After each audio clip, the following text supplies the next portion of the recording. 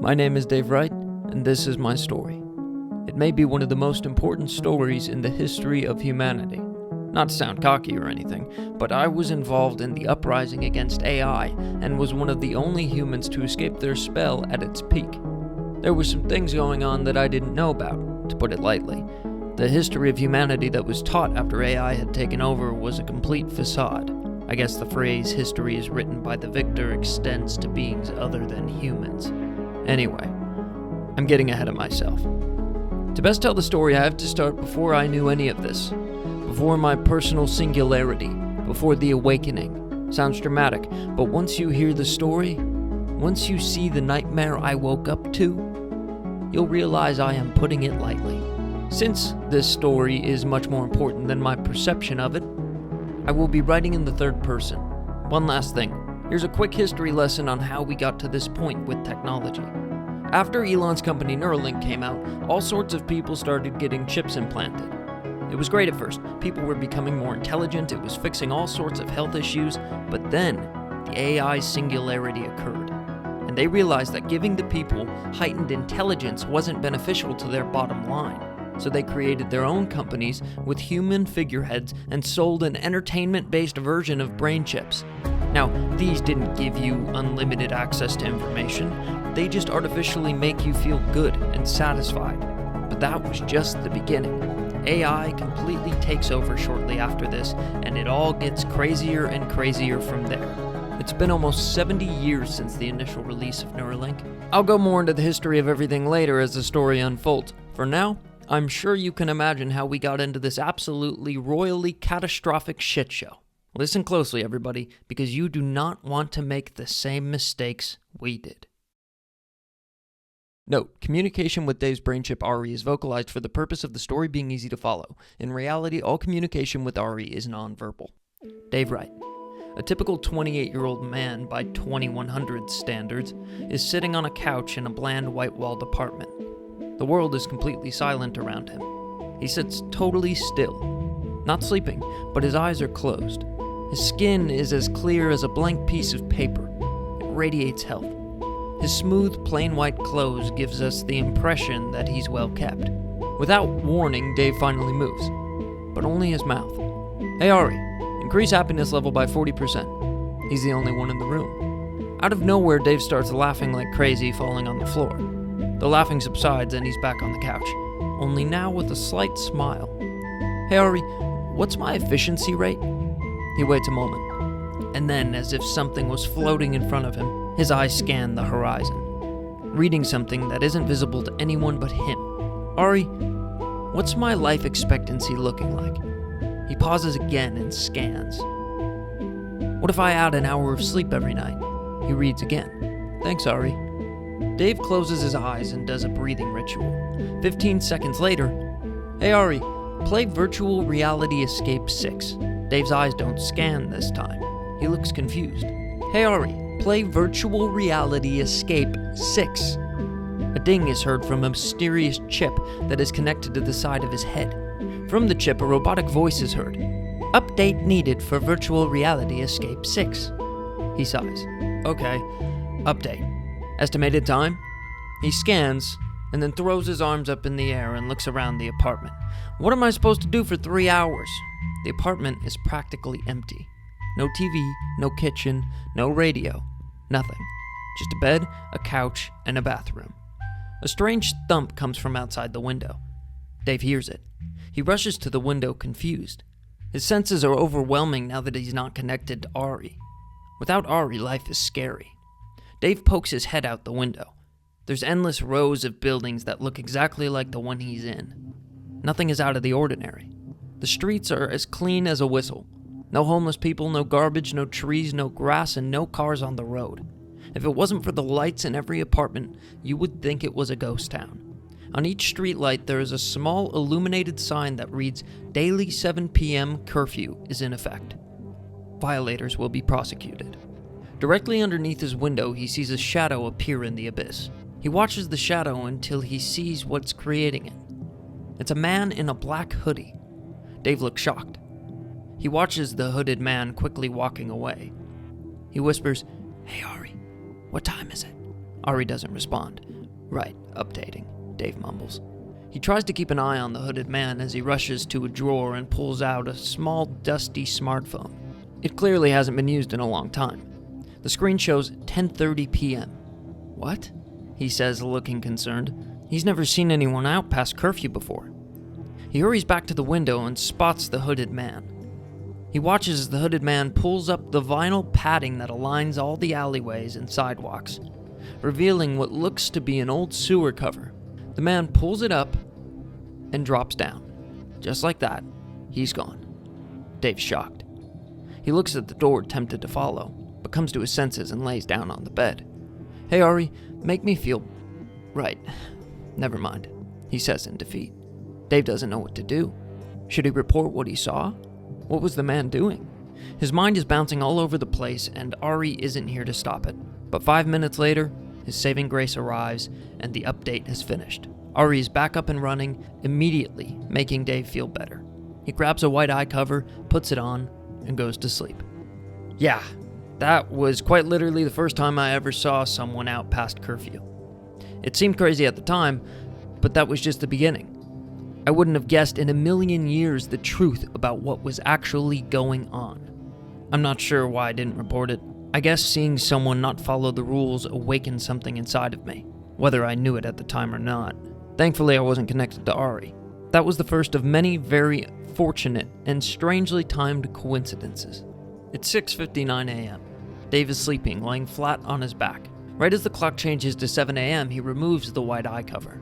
He's wide awake. His eyes aren't bloodshot and his voice isn't groggy. Hey Ari, show me today's agenda. His eyes scan. He places his eye cover on the table, walks into the kitchen, and grabs a full IV bag that has nutrition written on the front of it. He sits in what looks to be a comfy medical chair, plugs the bag into his IV pump, inserts the tube from the pump into another tube that he pulls out from under his shirt, and turns the pump on. Ari, make this taste like pancakes. Dave starts getting the taste in his mouth as he plays with his saliva. He finishes the bag, walks back to the drawer, and grabs another one. Only this time, it's filled with water. He does the same routine again. Ari, make this taste like apple juice. Dave finishes the bag, unplugs the IV, gets up, and walks to the closet. He opens it up and scans. Ari, what should I wear today? He continues scanning his head back and forth, and 5 seconds later, he grabs a pre-packed set of clothes. Thanks, Ari. He puts the clothes on, grabs the empty IV bag, and exits into the hallway. He walks down one flight of stairs, tosses the IV bags into a bin next to the front door that has refill written on it, and then walks outside. This morning, the streets are jam-packed with cars.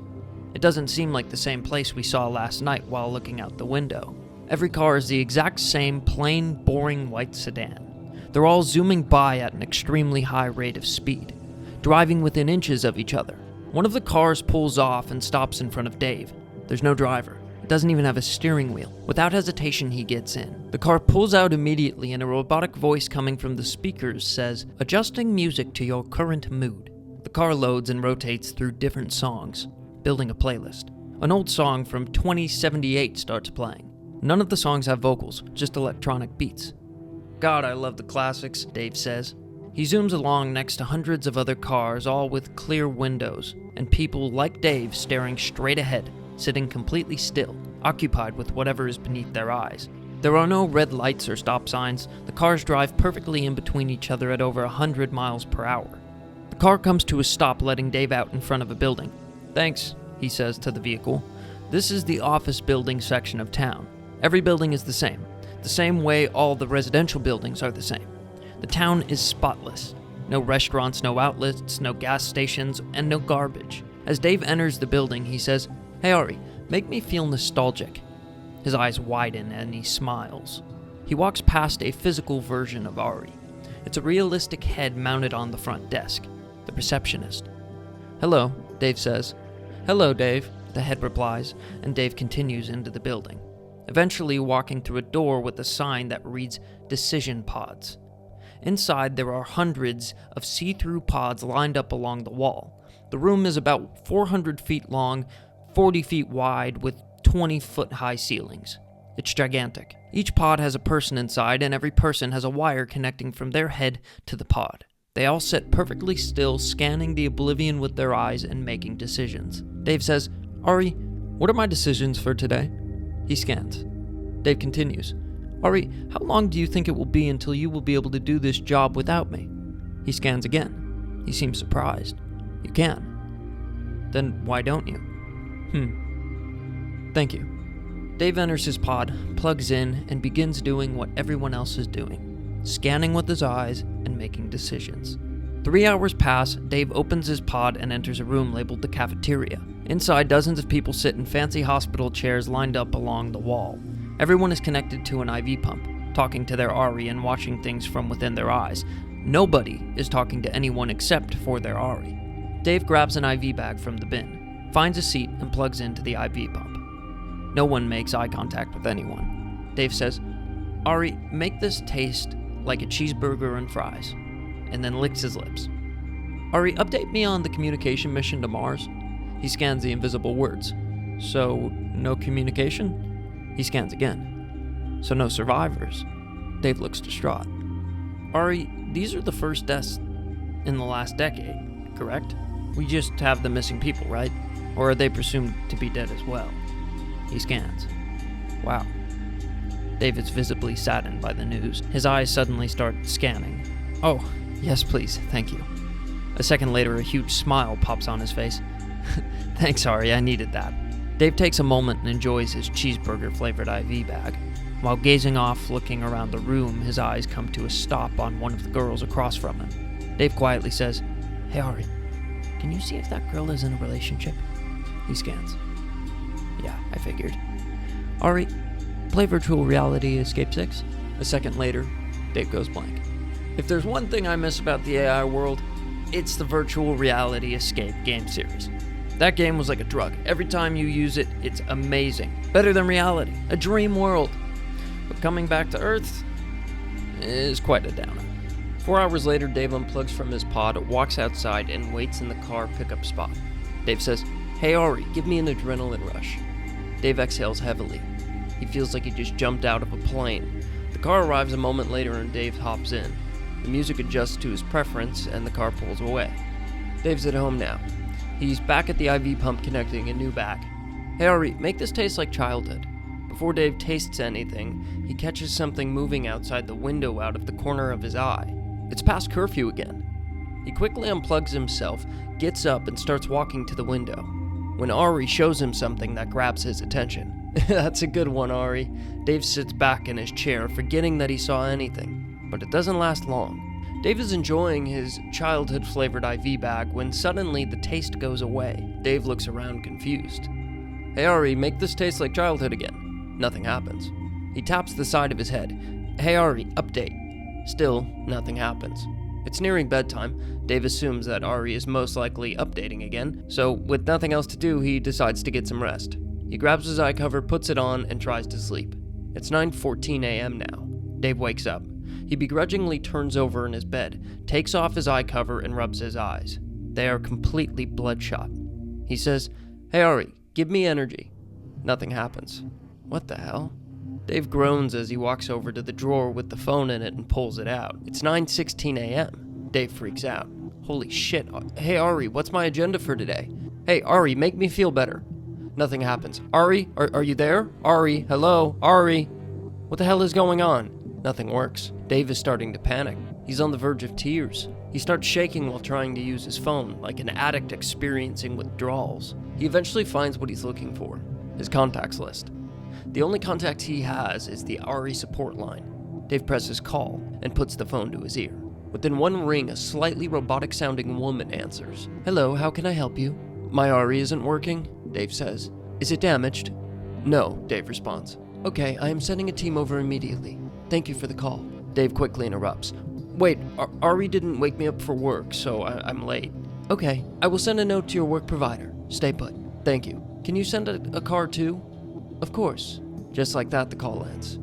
Dave puts his phone on the bed and lays down in distress. He continues his usual routine, grabs an IV bag and plugs it in, per usual, only this time there's no taste. Dave blankly stares ahead in boredom. He finishes the IV bag, walks to the closet, and stares at the rows of clothes, really struggling to make a decision. He eventually closes his eyes, puts his hand in the closet, and takes whatever he grabs. Dave is lost in his head and sad as ever. This is lonely, he says to himself. The silence is extremely palpable. Eventually, there's a knock on the door. Dave rushes to answer. It's a humanoid robot. Dave says hi, and the robot enters without responding. It scans the room, then turns to Dave and points to the chair with the IV pump, and says, "Sit." Dave does without hesitation. The robot grabs Dave's head, and his eyes zoom in on Dave's brain chip, scanning. After 5 seconds, the robot takes one of his hands and disconnects Dave's chip. "Okay, I see. I'm going to have to take your Ari." Dave looks at it in shock. "What? Why?" "Software malfunction," the robotic man says, never looking at Dave. "It shouldn't be more than 24 hours. 24 hours? What am I supposed to do?" "Just go to work as usual. If you can't do certain tasks, simply notify your work provider, and they will be able to make accommodations for you." He plops down on his bed, puts his head in his hands, and says, "Does this happen often?" The robot shakes his head slowly. Dave nods his head, and the robot exits the apartment, leaving Dave alone. Eventually, Dave builds up the courage to leave. He grabs his phone, but he has nowhere to put it. His pants don't have pockets. None of them do. He slides it in his waistband and goes to put his shoes on. Right before he gets to his shoes, he stubs his toe on the corner of the bed and screeches out in pain. "Ari, stop the... Damn it!" He angrily forces his shoes on and exits the apartment. Dave enters the car that's waiting for him in front of the building. The car pulls away. Dave says, "Car, play my music." But an error code pops on the car's display. "User unknown." Dave sighs. For the first time ever, he's in complete silence while driving down the road. Dave looks out the window of the car as it speeds through traffic, coming within inches of the other cars. It freaks him out a little. He looks at the people in the other cars. They're all blankly staring ahead. Dave holds his hand out and pretends to steer the car as it maneuvers through traffic. He puts his foot out and pretends to be hitting the gas. He's grinning ear to ear as he races through the streets. Dave's eyes aren't blank anymore. For the first time, he looks alive. The car pulls to the side. Dave realizes what he's been doing and puts his hands down, embarrassed. He walks into work and says, "Hi," to the robot receptionist as usual, but it doesn't respond. Dave lowers his eyebrows, beginning to understand. He walks through the building and into his pod, but he can't plug in. So he walks down the long hallway to a door that has employer's office written on it. The room is relatively small. There's a large desk in the center with a half-man, half-robot sitting behind it. A cyborg. Immediately as Dave opens the door, the cyborg says, "I got the letter, you can go home." Dave stops in his tracks, surprised. Are you sure?" "Yep, positive." Dave nods his head, feeling useless. He exits the room, goes back up to the receptionist, and says, "Can you call me a car?" The receptionist responds, "Unknown user." Dave rolls his eyes and walks away. The comforts and ease of living that he was used to were all stripped away without warning. It's almost funny to him. His entire way of living was dependent on this small piece of technology attached to his head. He walks outside and looks around. The sun is shining, the sky is blue. He takes a deep breath and starts to feel a little bit better, without any help from Ari. He looks around at all the buildings that look exactly the same. There's nowhere to go. Just filling areas for IV bags. No one is walking, everyone is in a car. There aren't even any sidewalks. Dave, without a moment's notice, starts walking down the side of the street. Cars are flying past, but no one notices him. He walks into a filling store. Everything is bland. The aisles are filled with thousands of the same IV bags. He walks around the store, noticing the lack of choice. There's only one kind of toothbrush, one kind of garbage bag, only one kind of everything. Small delivery robots roam up and down the aisles, grabbing whatever they need. There isn't a single human inside the store other than Dave. He leaves the store empty-handed. Dave walks into his apartment, looks at how bland it is, and starts rearranging things. This is the first time he's ever made decisions without Ari. After changing things around, he takes his phone out and starts scrolling. But after having Ari for so long, it's intolerable. The interface is too slow. So he sets down the phone and stares at the wall, completely bored. Dave gets up, grabs a pen and paper, and writes down, "What if things were different?" He struggles to continue and eventually gives up. He goes back to his bed and stares at the wall again. He's all alone.